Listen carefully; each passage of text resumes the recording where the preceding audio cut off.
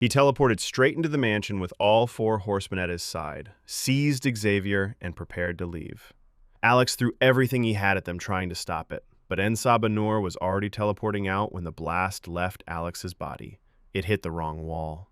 The energy tore through into the underground hangar where Hank's experimental jet was stored, and the power core went up.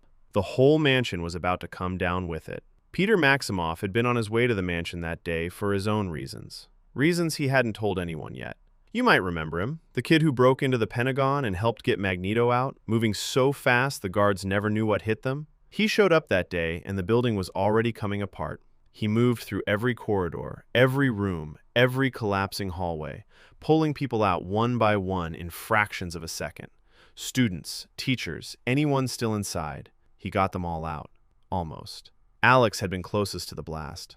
Peter was fast, but not fast enough for that. What saved Scott, Jean, and Kurt was pure luck. Earlier that evening, before any of this happened, the younger students had taken Kurt out. He'd never seen America, and they wanted to show him around. They ended up at the mall, caught a showing of Return of the Jedi, and by the time they made it back, the mansion was already burning.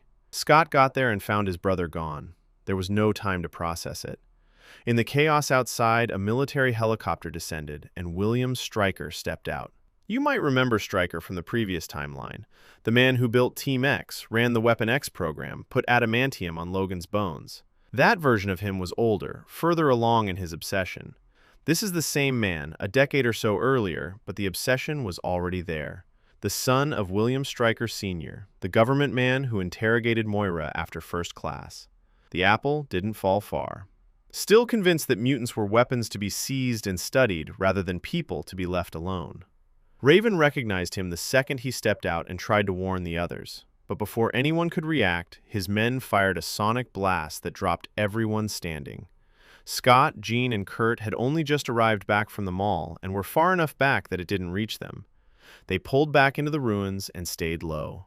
One of Stryker's soldiers did a final sweep through the wreckage. Jean held her breath and used her abilities to keep all three of them completely invisible until he passed. Stryker loaded Raven, Hank, Moira, and Peter onto the helicopter. The rotors started. The three of them looked at each other. They weren't going to just stand there and watch it leave. Kurt grabbed them both and teleported all three straight inside before it lifted off. They couldn't get the others out. The electrical lining inside the aircraft blocked Kurt's ability completely. So they stayed low, stayed hidden, and rode it all the way to Stryker's facility at Alkali Lake in Canada. No choice but to follow it to the end.